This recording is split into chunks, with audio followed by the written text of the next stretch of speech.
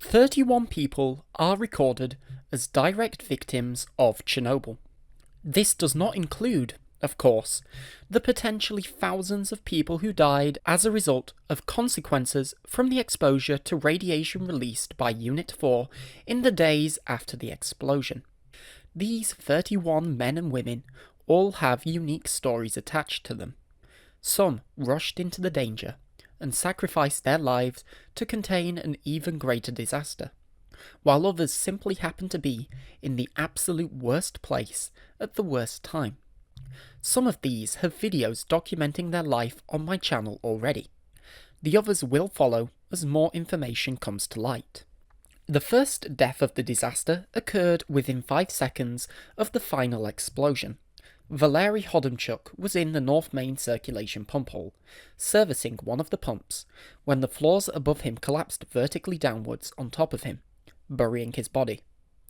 His suffering was over in seconds, and his body will never be recovered. A memorial remains in the nuclear power plant for him. What about those who were in the control room at the moment of the explosion? Leonid Toptonov and Alexander Akimov considered themselves like brothers, and they would die like brothers. Together, both of them ascended to the now infamous room 714-2, alongside other workers, Nechayev, Uskov and Orlov. There, they tried to open the ECCS valves that would allow water to flow from the steam separators into the reactor. An unnecessary sacrifice, as dousing the reactor with water would have no effect on the meltdown, aside from maybe delaying the inevitable for a few hours. But they tried, and in doing so subjected themselves to being doused in radioactive water, and it killed them. Both were among the first to die, suffering from intestinal, lung and skin injuries from being soaked by, inhaling and swallowing water from the reactor. The other 3 to die from the control room also went to 714-2, but they're more well known for visiting somewhere else. Valery Perevoschenko, Viktor Proskuryakov and Alexander Kudryavtsev. These 3 men were also unfortunate enough to enter the reactor hull, exposing them to a high but probably not lethal dose of radiation. Visiting there, the ECCS room, and even the DA raters would prove lethal for Proskuryakov and Kudryavtsev, while Perevoschenko went to the North Main circulation pump hole, making a makeshift raft out of a wooden board to effectively sail over the debris to a room he believed Valery Hodomchuk to be trapped within, costing his life. He was among the later deaths, fighting until the end. Room 714-2 didn't just kill control room workers.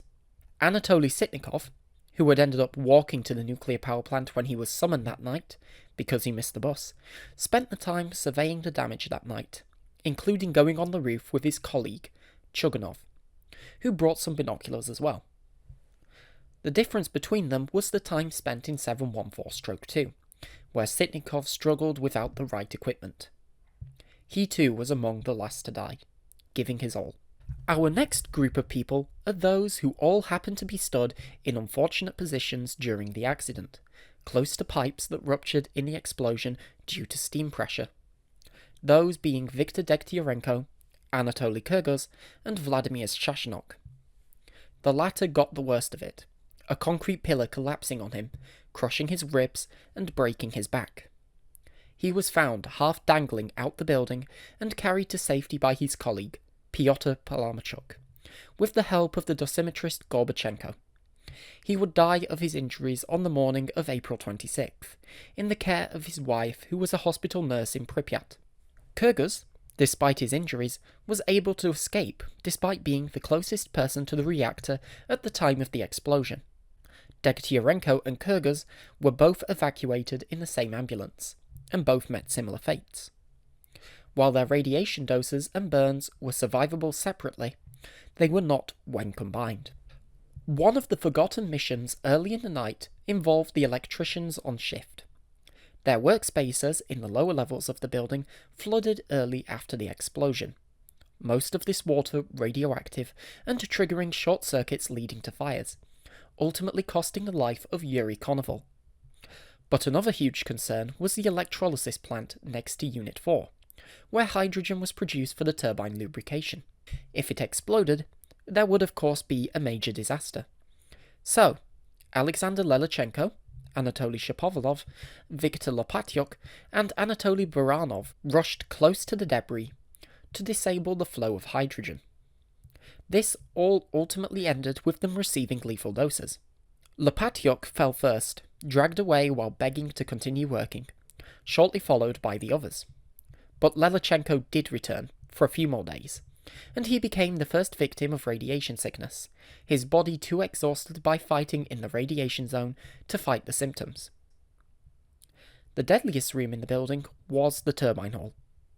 A piece of nuclear fuel from the core landed just outside the wall of the building, tangled on wires connecting the electrical transformers to the building. This created a very highly concentrated beam of radiation aimed directly at the controls for Turbine 7, and many would die using said controls. Konstantin Perchuk and Vyacheslav Brozhnik unknowingly stepped into the beam while draining the oil from Turbine 7 into an emergency tank below. Alexander Novik and Yuri Vashinin lost their lives while crawling under rubble to access the oil lubrication system for the feedwater pumps, turning them off and preventing an oil fire floating on boiling water. Vashinin lived long enough to be photographed smiling and appearing to be recovering in an isolation pod in Moscow Hospital No. 6. A month or so after he died, that photo became the cover of the August 1986 Life magazine. Even people who didn't work for the nuclear power plant fell victim to the turbine hall. Georgy Popov and Vladimir Savenkov were two of the three Kharkiv turbine plant workers on shift in the turbine hall. The two left their Mercedes to examine the debris pile and the turbine hall with their colleague, ultimately giving the two a lethal dose. Now, let's take a look outside at the firefighters, where 7 total will die. Of course, we have the 6 men who fought fires on the roof of the vent block. Vladimir Pravik and Viktor Kibanok from the nuclear power plant and Pripyat fire brigades respectively led the charge.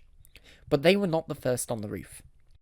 That was Vasily Ignatenko, one of Ukraine's strongest firemen, with many awards in firefighter sports competitions. Vladimir Tishura, Nikolai Titanok, and Nikolai Vashchuk round out the group. In total, they spent around half an hour there, flooding the Unit 3 roof and trying to put out as many fires as possible, ultimately failing and succumbing to radiation. They were all among the first to die. Their commander that night, Leonid Telnyatnikov, went up on the turbine hall. He recovered in Hospital No. 6 and lived until 2004, where he contracted fatal cancer. His cancer was honorarily declared a result of Chernobyl radiation, despite it being impossible to prove so, and he became the 31st and final victim of Chernobyl. But we have 3 people left to mention. Yekaterina Ivanenko was a security guard stationed at the entrance to the site, opposite Unit 4. A piece of nuclear fuel landed lethally close to her. A few hours later, she stumbled out onto the road to find an ambulance. 2 people who died weren't even on the site of the nuclear power plant. Klavdia Luzganova was a security guard at the industrial site west of the nuclear power plant, where parts of Unit 5 were built and transported by rail to the main site. Again, pieces of the reactor landed close by, and she joined Ivanenko in finding an ambulance. And the final fatality is Ivan Orlov, who met a similar fate but dialed up to 11, where he had to put out small fires from the debris. In fact, he was among the first to die with one of the highest doses, due to spending so long close to nuclear debris. In an ironic twist, so little is known about him that he has been mistaken for Vyacheslav Orlov, who helped Akimov and Toptonov in 714-2, and as the paramedic Valentin Belikon by the American Chernobyl doctor, Dr. Robert Peter Gale. This led to an awkward situation where Orlov was played by Ian McDiarmid, the Emperor from Star Wars, in Chernobyl: The Final Warning, an adaptation of Dr. Gale's book. May they all rest in peace.